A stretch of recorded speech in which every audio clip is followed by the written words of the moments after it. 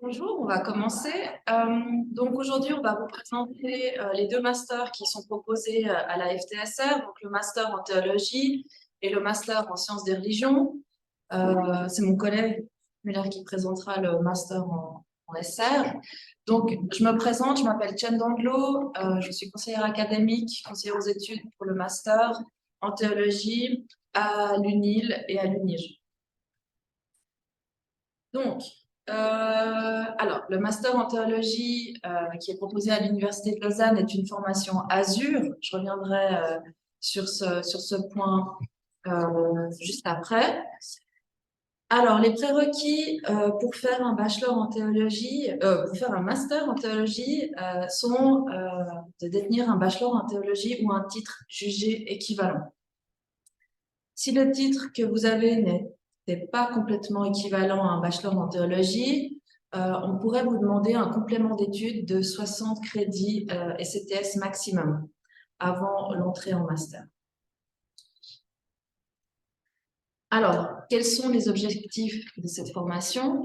Notre master en théologie vous permet d'acquérir des connaissances et des compétences approfondies en théologie dans une perspective généraliste. Il vous permet de vous positionner personnellement et de manière critique sur une problématique théologique en tenant compte de la recherche scientifique et il vous permet d'intégrer dans le traitement d'une question une perspective interdisciplinaire en tenant compte de l'état de la recherche dans les autres branches constitutives de la théologie. Alors, quelles sont les perspectives après le master en théologie? Alors, il y a les professions ecclésiales, comme pasteur en paroisse, les ministères spécialisés, aumôniers, aumônières, la formation d'adultes, les organisations non gouvernementales, les bibliothèques, les archives, les ressources humaines, les métiers du livre, le journalisme et les médias et la recherche académique. Donc, comme je l'ai dit, ce master en théologie est une formation Azur. Ça veut dire que le master est délivré conjointement avec l'Université de Genève. Concrètement, ça signifie que vous avez des enseignements qui sont dispensés à l'Université de Genève et à l'Université de Lausanne. Ou je devrais dire aussi par l'Université de Genève et par l'Université de Lausanne, parce qu'on a aussi des cours à distance sur lesquels je reviendrai après. Par contre, les étudiants sont immatriculés dans une université et ont le statut d'externe dans l'autre université, ce qui est aussi un avantage, parce que ça veut dire que vous avez accès aux ressources des deux universités. Donc, je précise, comme il s'agit d'une formation Azur, que les trajets sont remboursés. Donc, vous avez aussi la possibilité de choisir quel sens du trajet vous souhaitez voir rembourser, donc soit vers Genève, soit vers Lausanne, et ça indépendamment de votre université d'immatriculation. Ça, vous avez plus d'informations sur le site du Triangle Azur, mais c'est, je pense, une information qui est quand même importante. Donc, notre master en théologie est dit hybride. Il peut être fait complètement à distance, complètement en présence ou panaché de présence et de distance. Concrètement, chaque cours séminaire est offert en présence ou à distance, et ça au choix de l'étudiant. Par contre, ce qu'il faut dire, c'est qu'à partir du moment où vous choisissez une modalité d'enseignement pour un cours, vous ne pouvez pas changer en cours de semestre. Vous suivez, parce que c'est en fait techniquement pas le même enseignement, donc vous choisissez une modalité en début du semestre. On a aussi des séminaires de recherche dits RPD qui sont dispensés en ligne sous la forme de tutorat, voire de petits séminaires de recherche. Et ça a lieu toujours en ligne. Et enfin, on a un choix de cours à option qui est offert en ligne. Pas tous les cours à option sont hybrides, mais il y a quand même une petite offre de cours en ligne. Alors, la formation, concrètement, alors, c'est un master qui est généraliste. Donc, le programme d'études que vous allez construire est généraliste, mais grâce notamment au cours à option, vous avez quand même la possibilité de vous spécialiser dans certains domaines parmi les 7 disciplines de la théologie. Donc, je parle des 7 disciplines de la théologie qui sont, pour rappel, l'Ancien Testament bible-hébraïque, le Nouveau Testament, l'histoire du christianisme, la théologie systématique, l'éthique, la théologie pratique et les sciences des religions. Donc, là, je vais vous présenter la structure générale de ce master. Donc, c'est un master à 120 crédits. Vous effectuez 72 crédits ECTS dans 6 disciplines de votre choix. Donc, sur ces 6 disciplines, vous en laissez une de côté. Ensuite, vous avez des options pour 18 ECTS. Soit vous prenez la 7e discipline que vous avez laissée de côté. À ce moment-là, vous avez vraiment un master très généraliste. Ou alors, vous reprenez une discipline que vous avez déjà étudiée parmi les 6 disciplines. Et vous avez enfin le mémoire de master, 30 crédits. Mémoire de master qui doit être effectué dans une branche dans laquelle vous avez suivi au moins 2 cours. Donc voici, en gros, au niveau des proportions, ce que représente votre master, ce master. Je vous présente encore sous une autre forme la structure générale de la formation, plus en détail. Dans 3 branches, vous allez suivre 2 cours séminaires, ces gros cours séminaires qui peuvent être suivis soit en présence, soit à distance, pour chaque fois 6 crédits par cours. Et dans 3 branches, vous allez suivre un cours séminaire et une recherche personnelle, qui sont ces séminaires, ces petits séminaires de recherche à distance. Donc ça, il faut bien réfléchir aussi au début de votre cursus, dans quelle branche vous préférez faire des cours séminaires et dans quelle branche vous préférez éventuellement faire des séminaires de recherche. Ensuite, vous avez les options et de nouveau le mémoire. Alors, j'ai parlé de cours séminaires et de recherche personnelle dirigée. Donc, les cours séminaires donc, de 6 crédits ont lieu soit en présence à raison de 3 heures par semaine, soit à l'Université de Genève, soit à l'Université de Lausanne, selon le lieu de rattachement de l'enseignant, ou alors à distance par e-learning. Et là, on a plusieurs modalités en fait de pédagogique. C'est soit des enregistrements de cours, du cours donné en présence, soit des capsules vidéo, des discussions sur Zoom, des forums, des lectures, etc. Donc voilà, ça varie aussi en fonction des enseignants et des disciplines.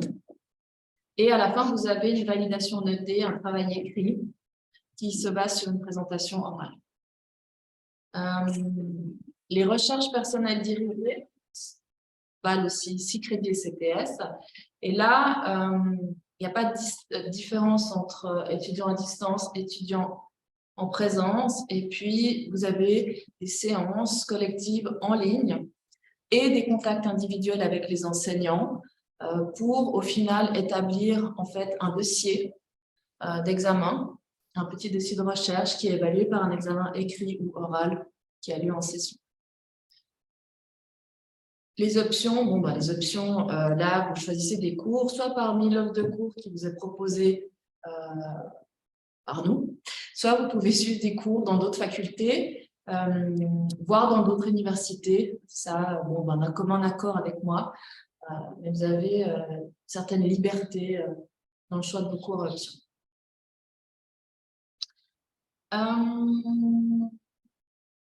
Oui, alors 3 remarques. Ça, je l'ai déjà dit, le mémoire de master donc, peut être rédigé dans la branche de votre choix, mais vous devez quand même avoir suivi 2 cours dans cette branche comme condition. Ensuite, vous avez une tolérance en échec pour les évaluations qui est accordée, qui est de 9 crédits CTS. Donc, en gros, c'est un cours séminaire ou une RPD et un cours à option de tolérance en échec, mais il faut quand même avoir une note entre 3 et 4 en seconde tentative. Et bien sûr, vous avez la possibilité, dans le cadre de votre master, de faire une mobilité de 1 ou 2 semestres. Ça à voir aussi avec moi au début de votre cursus. Donc voilà. Voilà, pour plus d'informations, vous avez le site de la FTSR ou mon contact que je n'ai pas mis ici, donc Chen Danglo, mais je suis sur le site de la FTSR. Donc voilà. Les questions, on fait à la fin. Est-ce que vous avez des questions encore? C'est tout bon?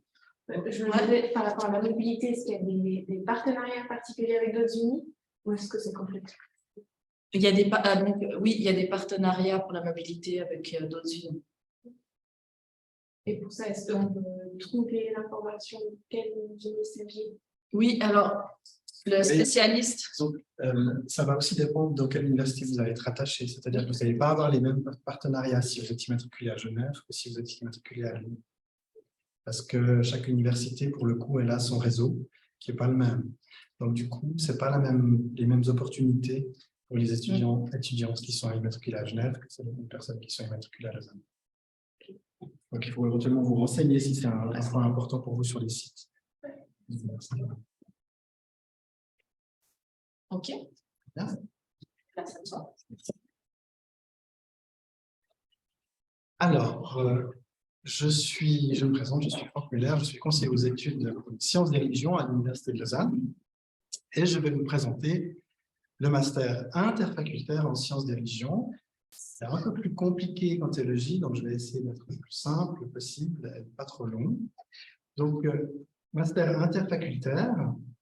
Donc, si le master en théologie est Azur, Genève, Lausanne, le master en sciences des religions UNIL, il est interfacultaire entre 3 facultés. Vous avez les personnes qui sont titulaires de ce master reçoivent un titre de master qui est co-délivré par la faculté de théologie et sciences des religions, par la faculté des lettres et par la faculté des sciences sociales et politiques. Donc, à l'Université de Lausanne, les sciences des religions intègrent des cours de plusieurs facultés. La majorité des cours et des enseignants sont à la faculté de théologie et de sciences des religions, mais il y a certains, on va mobiliser aussi des ressources de collègues de la faculté des lettres et de la faculté des sciences sociales et politiques, et c'est aussi ce qui fait la richesse de ce master.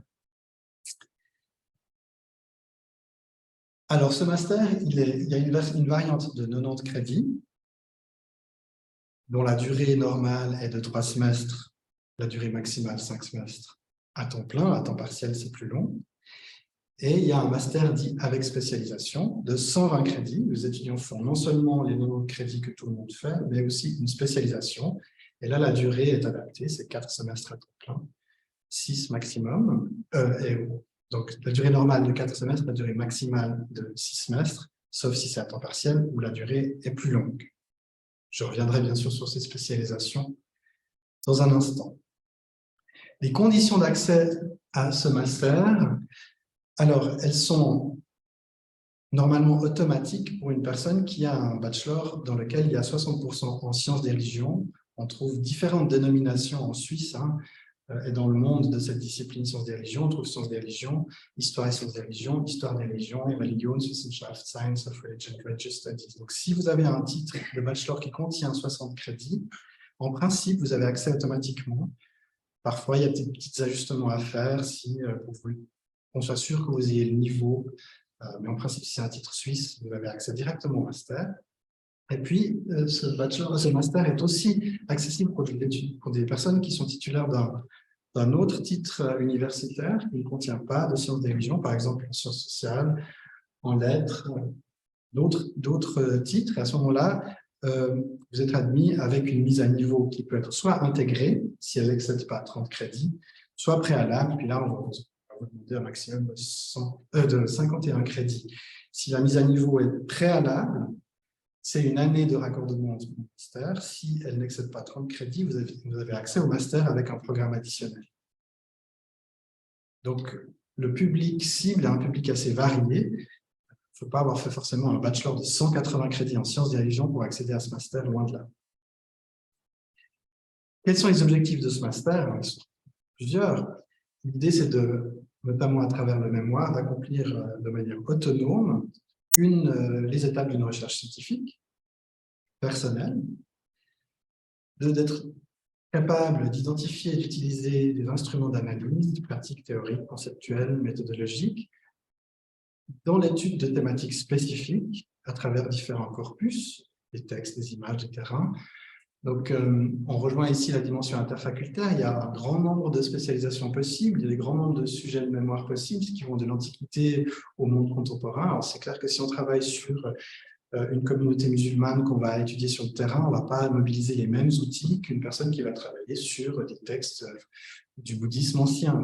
Donc, c'est aussi foisonnant, mais il faut aussi trouver les outils pertinents pour son propre projet. Et chaque projet d'étudiant peut varier fortement d'un l'un à l'autre. Bien sûr, l'objectif, c'est que vous ayez une capacité d'analyse, de synthèse, d'expression, appliquée à des thématiques complexes, mais ça, ce n'est pas un objectif spécifique à ce master. On va vous demander de formuler des axes de recherche avec une perspective comparatiste, pas forcément dans le mémoire, mais il y a un cours important où le comparatisme, qui est un peu une spécificité des sciences des religions, l'histoire comparée des religions, donc il va y avoir cette dimension comparatiste qui va apparaître dans le cursus d'études. On va vous demander d'avoir aussi une analyse assez réflexive sur la discipline, sur les méthodes de la discipline. Qu'est-ce que c'est les sciences des religions? C'est une discipline assez complexe, où notamment la notion de religion est relativement compliquée, donc on va vous demander d'être capable de réfléchir là-dessus. Et puis, interfacultaire dit aussi interdisciplinaire, transversal.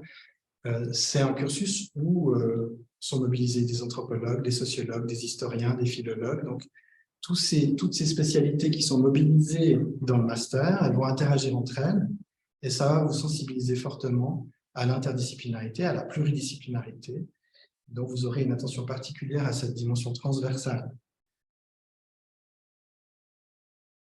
Alors, pour ce qui est des perspectives professionnelles, après le master, elles sont relativement similaires à tout cursus de sciences humaines. Donc, il y a la recherche, les médias, le journalisme, les musées, la médiation culturelle, le monde associatif, les ONG, l'administration, centre de documentation. Un domaine un peu spécifique qui est l'interculturel, éventuellement l'interreligieux, l'enseignement et encore d'autres choses. Ce n'est pas un master qui est pré-professionnalisant, c'est un master comme en sciences sociales, par exemple, ou en lettres, si on ne se destine pas à l'enseignement, qui ouvre une grande variété de débouchés possibles.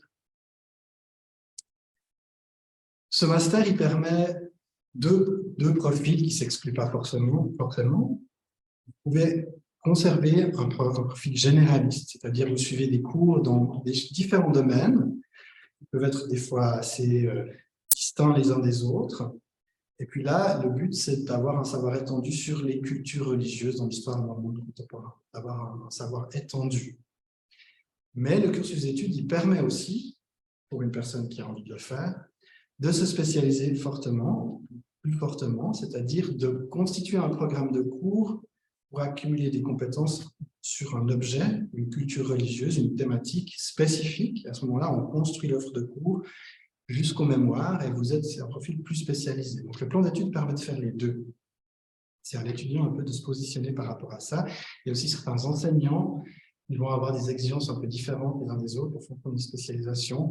Il y a des enseignants qui ont des exigences, par exemple, sur certains niveaux de langue. Si vous voulez travailler sur des manuscrits arabes, il va falloir avoir un niveau d'arabe, par exemple. Donc, ça dépend aussi de votre spécialisation.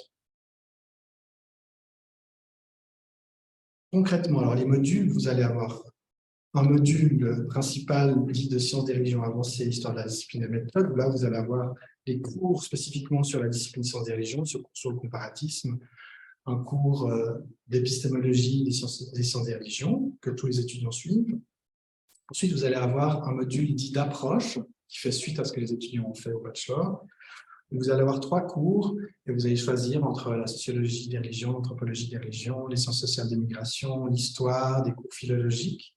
Donc, ce module-là, il va être important dans l'optique du mémoire, c'est-à-dire de vous spécialiser aussi dans les outils d'analyse que vous allez mobiliser pour votre mémoire. Donc, il faut faire attention. C'est clair qu'il faut suivre des cours qui vous intéressent, mais il faut aussi bien réfléchir par rapport aux méthodes que vous allez engager dans votre mémoire, ce module. Donc, comme j'ai dit, il y a un peu 2 axes mais il ne s'exclut pas, hein, vous pouvez faire des cours dans les deux sous-modules. Il y a un module plutôt historico-anthropologique, qui est un module dans lequel vous allez trouver plutôt des cours sur les sciences sociales, mais vous pouvez piocher dans les deux sous-modules. Ensuite, vous allez avoir un module sur les chants religieux, les différentes traditions religieuses que je vais encore passer en revue tout de suite, qui sont enseignées à l'Université de Lausanne. Et là, on vous demande d'avoir un chant religieux principal dans lequel vous avez au moins 10 crédits. Et on vous demande d'avoir au moins un cours dans un second chant religieux. Donc, ce n'est pas possible de faire 20 crédits dans un seul chant religieux. Par contre, c'est possible d'avoir un chant religieux très fort et puis de faire qu'un seul cours dans un autre. Vous pouvez faire 3 chants religieux. C'est adaptable aussi en fonction de l'offre de cours, ce qui vous intéresse. C'est comme un curseur dans ce module que vous pouvez actionner comme vous voulez. Ensuite, vous allez avoir un module dit de compétences spécifiques, où là, le programme de cours, ce n'est pas forcément seulement des enseignements, va être déterminé en lien avec le directeur de mémoire. C'est-à-dire que ce module, vous pouvez l'engager que si vous savez soit la direction dans laquelle vous vous spécialisez sans savoir encore exactement qui va vous diriger dans votre mémoire, ou alors si vous avez l'identité, vous connaissez votre directeur de mémoire, de convenir avec lui d'un programme. Ça peut être une summer school, ça peut être des cours dans une autre université, ça peut être, on va essayer de cibler les enseignements, cibler les crédits vers la mémoire. Donc, chaque étudiant a un programme spécifique, ça peut être une langue par exemple aussi, dans ce module. Donc c'est aussi peut-être une petite... il faut être très attentif à ce module parce que si vous voulez valider les 60 crédits d'enseignement dans les 2 premiers semestres, il faut relativement rapidement savoir dans quoi vous voulez écrire votre mémoire, sinon vous n'allez pas pouvoir doter ce module d'enseignement. Donc si vous voulez terminer, si vous visez un mémoire dans 90 crédits sans spécialisation et que vous voulez terminer en 3 semestres, 2 semestres d'enseignement, 1 semestre de mémoire, il faut, dès le début de votre master, réfléchir à votre sujet de mémoire. Sinon, ce module, il va devoir être fait en 3e semestre au plus tôt, disons. Et puis ensuite, vous avez le mémoire, de 30 crédits, avec un directeur et une directrice de mémoire dans le sujet qui vous intéressera le plus. Je passe relativement rapidement sur ces champs religieux qui sont enseignés à Lausanne. Les personnes qui ont étudié ici au bachelor savent déjà, mais les personnes qui ont fait leurs études ailleurs ne le savent pas. Donc, on a 6 champs religieux proposés. Donc, on a les religions dites d'Asie du Sud, où on va s'intéresser à la diversité des traditions religieuses en Asie du Sud, le bouddhisme, l'hindouisme, mais aussi l'islam en Inde, etc. On va avoir dans ce champ religieux une majorité d'enseignants qui vont avoir une approche textuelle, linguistique. Donc, si vous voulez travailler sur le bouddhisme, vous allez faire du sanskrit, etc. Donc là, l'exigence linguistique est assez forte, sachant que via l'anthropologie des religions, vous pouvez aussi aborder l'Inde sans avoir forcément une perspective absolument nécessairement textuelle. Mais si c'est avec un enseignant dans le champ d'Asie du Sud, ça pourra vous demander. Et puis, dans ce champ, on va aborder ces traditions d'une approche historico-culturelle, une histoire des cultures, une histoire des sociétés du continent indien, avec aussi une dimension comparative à l'interne de ces traditions. Ensuite, on a un champ dit des religions polythéistes des mondes antiques, qui comporte 4 sous-volets. On va avoir des enseignements sur la religion grecque, des enseignements de la religion romaine, de religion égyptienne ou de religion du Levant. Ça varie un peu d'une année à l'autre. On n'a pas toujours tous les enseignements dans tous les volets. Mais donc, on a une approche de sciences de l'Antiquité quand même, donc une approche qui va mobiliser des disciplines historiques, philologiques, iconographiques, archéologiques, anthropologiques, donc plusieurs méthodes. On va s'intéresser à l'iconographie, aux traces archéologiques, aux textes, tous ces éléments qui vont nous permettre d'investiguer des cultes anciens. Il y a évidemment aussi une approche comparative, c'est-à-dire que les historiens des religions d'Antiquité vont volontiers comparer entre eux des cultes. Voilà pour l'Antiquité, enfin l'Antiquité polythéiste. Ensuite, on a un champ qui s'intitule l'histoire du judaïsme ancien et moderne, donc qui va couvrir toute l'histoire du judaïsme, aussi avec une approche pluridisciplinaire où on va mobiliser la sociologie, la philosophie, une approche culturelle, religieuse, archéologique. Une approche historique, donc critique raisonnée des sources, qu'elles soient anciennes, modernes ou contemporaines, avec une variété de thématiques. Il y a des enseignants qui vont s'occuper d'archéologie des synagogues, des manuscrits de Qumran, des différents mouvements du judaïsme ancien, et puis d'autres, vous allez aussi pouvoir aborder l'histoire du judaïsme moderne, l'antisémitisme, les lumières juives, l'histoire du sionisme. C'est assez varié. On a le pendant dans l'intitulé du champ d'histoire du christianisme ancien et moderne, où là, on va procéder à une étude critique de l'histoire des cultures et des traditions qui se conçoivent comme chrétiennes. C'est assez varié. Il y a beaucoup de christianisme, en tout cas plusieurs christianismes. On va avoir une approche anthropologique, l'histoire sociale, des idées et des représentations. On va s'intéresser notamment à l'interaction entre le christianisme et d'autres cultures. Et puis, on va avoir des enseignements plutôt sur la période ancienne, où on va s'intéresser à l'émergence du christianisme dans le bassin méditerranéen dans l'Antiquité. Et puis, des enseignements plutôt sur la période moderne, où on va s'intéresser à l'évolution plus récente des cultures et des traditions chrétiennes dans un contexte de décentrement où le christianisme justement entre en interaction avec d'autres religions, en contexte de pluralisation du religieux et de sécularisation. Pour ce qui concerne l'islam, alors on a un champ un peu en deux volets. On a des enseignements plutôt historiques sur la période médiévale, les débuts de l'émergence de l'islam dans le contexte médiéval, avec l'objectif, c'est l'étude des sources arabes en langue originale. On va faire de l'historiographie, comment est-ce qu'on écrit l'histoire de l'islam. Et il y aura aussi des enseignements thématiques sur le droit musulman, sur la notion d'hérésie, etc. Et puis, on va avoir par ailleurs aussi la possibilité d'étudier la socio-anthropologie de l'islam plutôt contemporain. Donc là, ce sera plutôt des études de terrain dans des communautés musulmanes qui ne sont pas forcément dans le monde arabe, mais plutôt justement en Occident, en Afrique, donc dans un contexte globalisé, migratoire. On va mobiliser les études genre et on va investiguer des thématiques comme les pratiques alimentaires, vestimentaires, les événements festifs, etc. Ensuite, le dernier champ qui est proposé ici s'intitule « Pluralité religieuse et spirituelle dans les sociétés contemporaines ». Donc là, c'est pour les personnes qui s'intéressent aux religieux dans le monde contemporain. Donc, c'est vraiment un champ qui part des sciences sociales, donc une approche sociologique, anthropologique, psychologique, études de genre. Avec une perspective théorique, on va s'intéresser à la notion de pluralisation, de sécularisation au niveau théorique. C'est quoi la pluralité religieuse ? Et puis, on va avoir une approche empirique, parce qu'on est en sciences sociales, terrain, donc on va explorer, investiguer cette diversité religieuse dans différents contextes, urbains, carcéral, médical, c'est quoi les nouvelles spiritualités, où est-ce qu'on les trouve, comment est-ce qu'on les étudie, etc. Et puis, ça va traverser plusieurs thématiques. On va parler justement de nouveaux mouvements religieux, de nouvelles spiritualités, on va parler d'éco-spiritualité, de spiritualité de santé, de la relation entre les institutions étatiques et la société civile. Donc, c'est tout ce foisonnement contemporain qui est étudié de manière systématique. J'en viens maintenant à ces programmes de spécialisation, si vous voulez faire un master de 120 crédits. Et il y en a deux actuellement à l'Université de Lausanne. Donc, la première s'intitule « Éclairer l'interculturalité ». Donc, les personnes qui vont choisir ce programme va les aider à favoriser l'insertion des diplômés en sciences des religions dans le travail. Et on va permettre à ces personnes de développer un profil spécifique sur l'interculturalité. Qui dit insertion dans le monde du travail dit stage. Donc, ce programme nous propose un stage où on va investiguer l'interculturalité. Et puis, du côté des enseignements, on va vous proposer d'acquérir des compétences théoriques dans le domaine de l'interculturalité, appliquées au domaine professionnel, dans un contexte professionnel précis. Alors, les personnes qui vont faire ce programme vont devoir faire attention à planifier ce stage. Ça nécessite, on a une autre personne qui n'est pas ici aujourd'hui qui gère ça, c'est-à-dire la question de quand est-ce que vous allez faire ce stage, comment vous allez insérer ça dans vos études, sachant que vous avez un mémoire.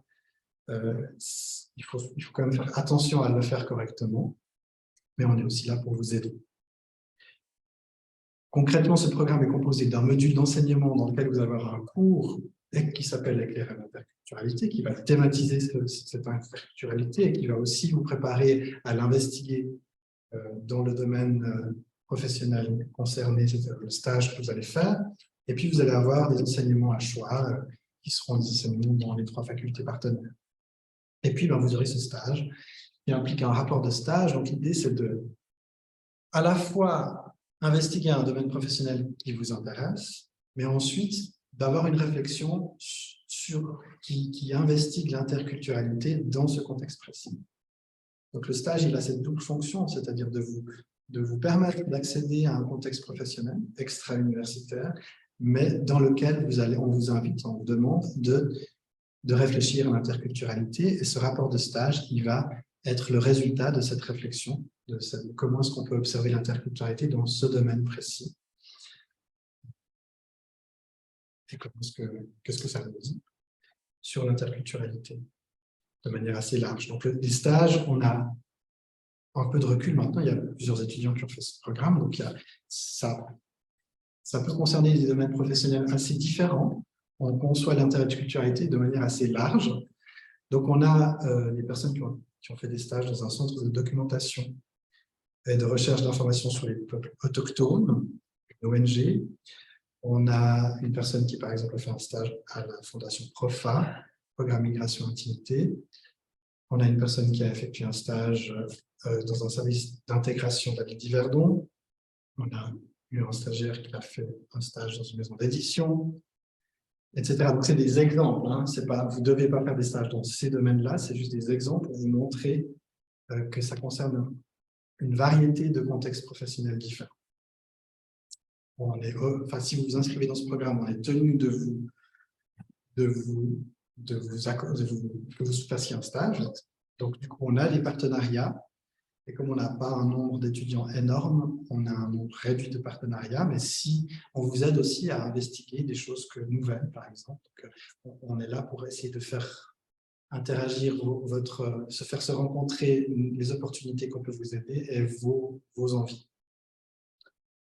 Le deuxième programme de spécialisation est un programme de spécialisation sur l'histoire de l'islam. Donc, les personnes qui souhaitent vraiment approfondir l'étude de l'islam peuvent faire encore 30 crédits de plus sur l'histoire de l'islam, où le but, c'est d'investiguer l'histoire sociale et politique appliquée au monde musulman et aux communautés musulmanes en Europe et dans le monde occidental, de vous donner une solide formation en méthodologie historique qui pourrait être utile pour un doctorat ensuite, et de vous donner la méthodologie pour une lecture critique des sources, des corpus, le traitement des corpus de l'histoire de l'islam, et d'approfondir l'approche historiographique des auteurs. C'est un master qui est peut-être plus pré-recherche, mais pas forcément, c'est-à-dire qu'une personne qui va faire cette spécialisation-là peut aussi faire valoir des compétences très approfondies en histoire de l'islam ailleurs que dans le contexte académique. Et alors, dans cette spécialisation, il y a un seul module d'enseignement où vous allez faire un cours de méthodologie historique, un cours sur les ressources arabes, des enseignements thématiques, y compris à l'Université de Fribourg, c'est possible de faire quelques cours à Fribourg, et puis de faire un semestre de mobilité à Paris, à la Sorbonne. Voilà.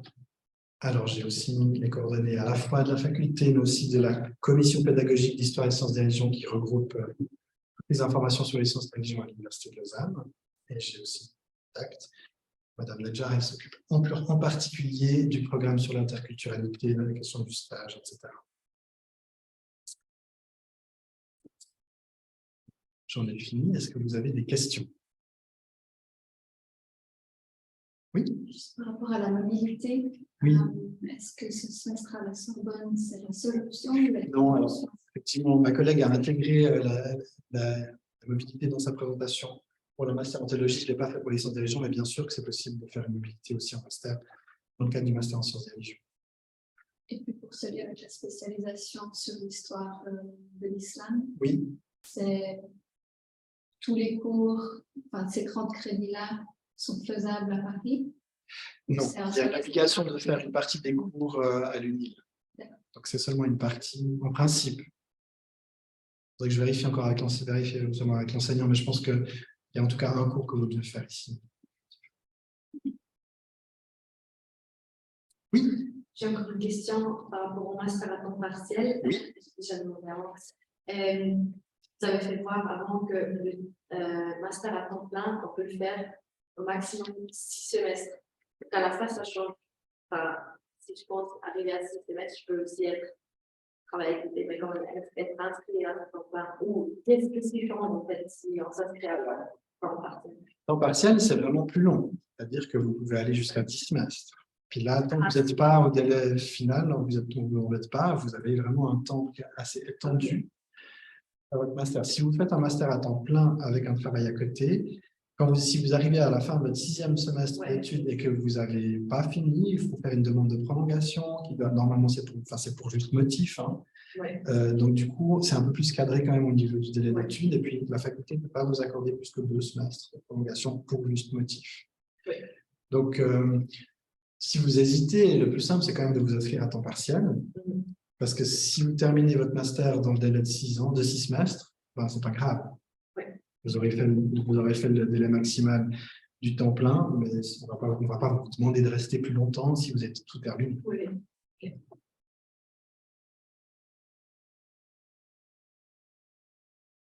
D'autres questions? Alors, si c'est le cas, je vous remercie beaucoup.